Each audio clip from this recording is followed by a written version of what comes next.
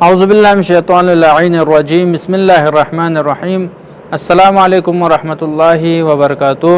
محترم ناظرین کرام، نجاسات میں سے مردال کے بارے میں چند اہم اور متلابہ مسائل ہے، ان کو ہم نے پہلے بیان کر چکے ہیں۔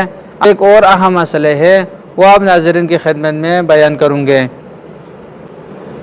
گوشت، چربی اور چمڑا، یہ چیزیں آج کل مارکیٹ میں بہت زیادہ ہے اور ہر ایک کے لیے ہر ایک ان چیزوں کو خریدتے ہیں۔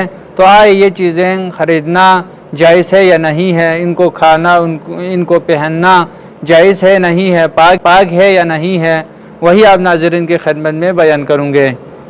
گوشت، چربی، چمڑا اگر ایسے حیوان سے لیا گیا ہو جسے شرعی طریقے سے ذبح نہیں کیا گیا ہے، اگرچہ یہ حلال گوشت ہے لیکن ان کو حلال طریقے سے ذبح نہیں کیا گیا ہے، تو اس صورت میں وہ مردال کے حکم میں ہے، یہ نجس ہے اور اس چمڑے میں نماز باطل ہے۔ اگر یہ چمڑے کی بنی ہوئی چیز ہے، اس کو پہن کر ساتھ رہ کر آپ نماز پڑھیں گے تو وہ نماز باطل ہوتی ہے۔ لیکن آپ کو یقین ہے کہ ان حیوان کو شرعی طریقے سے ذبح کیا گیا ہے۔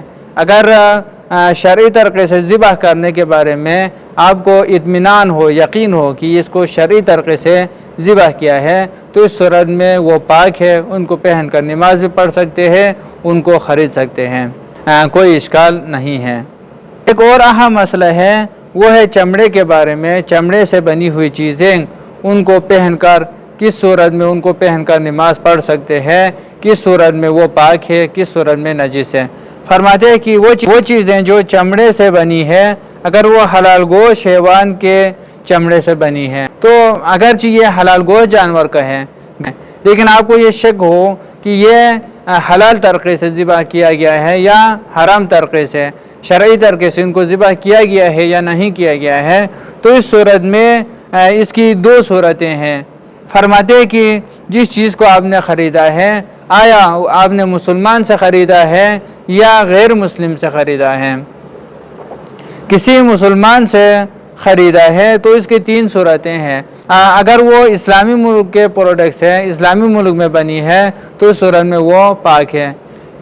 لیکن اگر وہ غیر اسلامی ملک میں بنی ہوئی چیز ہے تو اس صورت میں وہ نجس ہے، وہ نہیں پہن سکتا ہے۔ لیکن اگر آپ کو معلوم نہیں ہے کہ یہ چیز اسلامی ملک میں بنی ہے یا غیر اسلامی ملک میں بنی ہے، تو اس صورت میں پاک ہے۔ لیکن اگر آپ نے کسی غیر مسلم سے لیا ہے تو اس صورت میں اگر وہ اس صورت میں بھی وہ اگر کسی اسلامی ملک میں بنی ہوئی چیز ہے تو وہ پاک ہے، اگر غیر اسلامی ملک میں بنی ہوئی چیز ہے تو اس صورت میں وہ نجس ہے۔ لیکن اگر آپ کو معلوم نہیں ہے کہ یہ اسلامی ملک کا پروڈکٹس ہے یا غیر اسلامی ملک کا ہے، اسلامی ملک میں بنی ہے یا غیر اسلامی ملک میں بنی ہوئی چیز ہے، تو اس صورت میں وہ پاک ہے۔ اللہم صلی علی محمد و آل محمد، والسلام ورحمۃ اللہ وبرکاتہ۔